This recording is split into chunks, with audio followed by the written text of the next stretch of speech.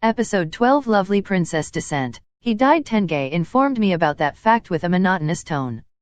Yes, that's true. Oh, Joey, you were showing off until the bitter end. You have mistaken being heroic and showing off. You're a small fry like all the others, and now you know how it turns out when you try to act cool. I spontaneously spilled my grumbling. Then, suddenly I realized that Tenge and I are looking at the same person. Tenge, you unexpectedly care about Joey, huh? It's not like I care about him or anything, it's just that I happened to see him after that foul mouth had been with the princess for several days. Oh, what's with this tsundere? Be that as it may, it appears the battle has started to favor the monster's side. Yes, it has. It can be said the human side is almost rooted.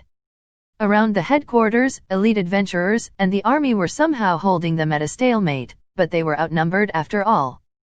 Once they get surrounded, that will be the end. The way I see it, I can now roughly understand the strength of human being adventurers and monsters in this land. If this was Eternal Horizon Online, at best they would be at the strength of the monsters at the second town area where players arrived after they finished the tutorial. There were almost none of the necessary things here, so I thought. But why is it that, inside of my chest, there is a swirling of mist?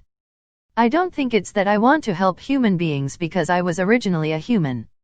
In the first place, my impression of the monsters that I have met ever since I resurrected here was that their behaviors are all similar to human beings, if I leave out their brutish appearances. There's no need for me to distinguish them.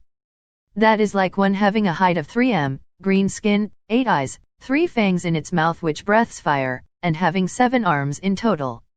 You will realize they are different when seeing them for a bit. By the way, the time when I unexpectedly met him on my way back returning from the restroom at midnight, I made a soundless scream.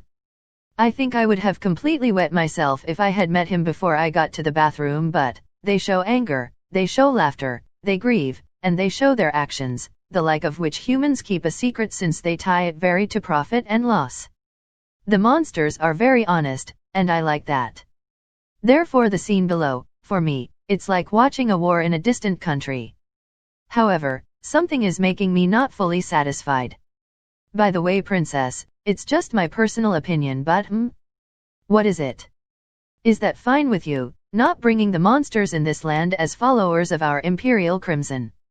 Hearing those words, the hazy mist in my chest burst open. Now that you mention it, that's right. I have done nothing but a.s.cert one side, not a.s.certing the other side would be unfair, right? Good work for pointing that out. Then, Tenge, could you send a message telepathically to bring 2 to 3 helpers from the castle? Affirmative.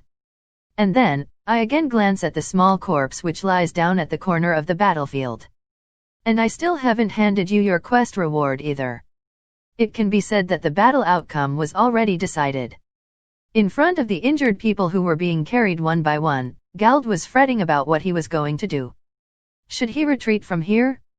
Or should he bank everything on one kamikaze attack against the Ogre King who hadn't yet released his entire battle strength? Vice Guild Leader Gald. The call, which contained a bit of panic from his subordinate, could be heard there. Mia? You're still in a place like this? Shouldn't you take the injured and quickly take refuge behind here? Joey-kun is. Joey-kun is not with the injured people. Did he come through here? In a desperate state, she grabs Gald's chest, even so Gald shakes his head. No, after he went to the front lines, I never saw him. Is that so? That alone made Mia understand the boy's condition. She tightly bit her lips. Suddenly a person came towards them, leaning on his companion's shoulder. Mia opened her eyes wide, confirming it was really him. Guild leader. You were safe. Gald also became disgruntled from hearing that. He rushed over to that person, collared. Oh, you made it out alive. Yeah, thanks to my devil's luck. Nonetheless, his magical power was used up completely, and he was unable to walk from total exhaustion. Still, you came with quite good timing. Mia, please take the guild leader and withdraw behind here. Guild leader, sorry, but when you have regained a bit of your strength, please take over command for me.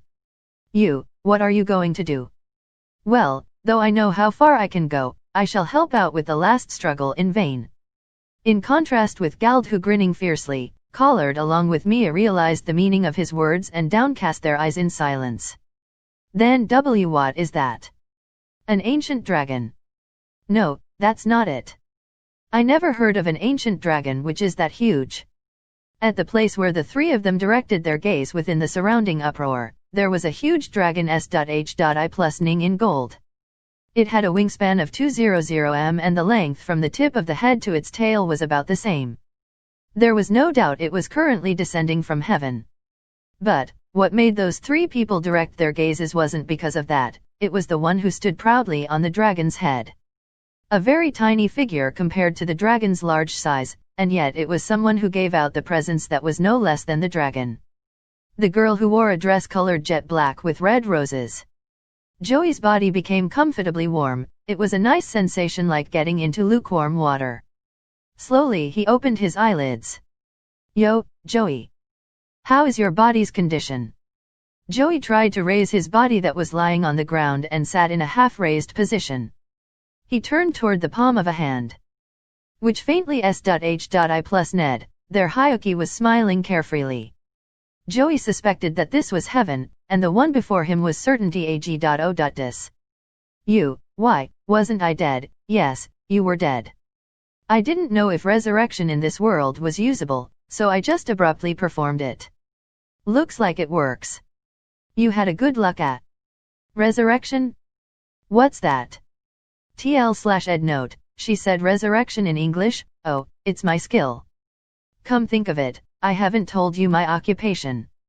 To tell you the truth, I have two. I have obtained both the highest peak of swordsman swordmaster and the highest peak of priesthood saint. Don't you think it's quite interesting? A vampire princess who got into the highest peak of the darkness family has two jobs after all, and the one I chose was saint. I was called race cheater and dark cheater. Really, how rude of them. Hyuki said that in a huff. Feeling like it was the ordinary Hyuki, Joey laughs. Haha, I don't know what you're talking about. But, you sure an amazing person. Though you only say amazing. I also believe I'm a big shot though. Putting that aside, I have a reason to bring you back from the underworld. If you remember, I still haven't paid the quest reward to you, right? That's why, well, the money is more like a mere fare of the Styx River carriage, but I believe I shall pay you here. Saying so, Hyuki brought out the continent's common silver coin from her back pocket. If I am not mistaken, the average payment was 2 silver coins and 8 copper? Then with the overdue fee, I'll leave it out as 3 silver coins. Getting presented with silver coins in her small hand before his eyes, Joey sank into silence with a bewildered expression. Behind these two, more accurately with Tengai in his dragon form displaying his glare to those surrounding, within ma.s.ses of human beings who were viewing the situation from a distance, 2 people, no, 1 more who was being carried behind a hugely built man, the 3 people jump in with a great haste. Joey-kun. Joey, you are safe. Why is this young lady here? Everyone was safe. Unfortunately this is none of your business, so could you all calm down a little? Her plain words made the 3 people who were approaching suddenly stop. Well now, Joey. Since after this I have other business, I wonder if you would accept this. No, Are you discontent with the amount of money? That's not it. I'm receiving a fee when I didn't work for it after all. That's why I won't accept it. Nah, I believe that as a client I am already satisfied with the result. Hey, what should be done in a case like this, Mia-san? Mia-san's mind went blank for a moment, getting put on the spot all of a sudden, but she pulled herself together and replied. Concerning dealing with a case like this, and on top of that without a prior contract with a clear doc.u.ment, it is left to the discussion between the adventurer and the client. Then, in the end you won't say yes. I wonder what would make you agree. Hearing that, Joey thought about it with several breaths. That's precisely why you should allow me to guide you around the town. After I've done that, I would accept the payment. He said it clearly. Nat, even though you say that you'll guide me around, the town is in such a bad condition. I also plan to go to my next destination. Then, when you have free time, it's okay if I guide you around, right? I don't know when I'll have that time, you see. Any time is fine with me. In the first place, didn't you say yourself that the quest's period isn't fixed? If that's the case, then no matter how many years pass, there won't be a problem with the contract, right? That speech made Hyuki open her eyes and mouth wide, dumbfounded. Joey, who was previously always getting told, was finally able to make Hyuki speechless, and he smiled like a brat. I give up. That's true, I said that before. Then it can't be helped, the contract will be continued. Until next time I come. Then, I have to do something so that the town would be safe until I finish sightseeing, right? Good grief, a natural airhead jumped over logical reasoning at. Hyuki shrugged her shoulders and muttered to herself. Hearing that, Collard and Gald looked at each other's faces with a surprised expression. Then, I have to clear up this other business, so it's time for me to go. Joey got up and faced Hyuki, and had only just stood up straight. He asked her lonesomely, will you come again? I already said it before, right? Until you become full-fledged, my money is in custody, so I will come back at the time you become full-fledged. Ah, yes. Then, I'll see you later. Yeah, stay well. Then she proceeded to address the three people who stood completely still behind him. Also you guys too. Mia-san, even though I said it like that, he's still not hearing me, that's why you had better keep a leash on him. Vice Guild Leader Gald, keep mastering your body rather than your head with the same training.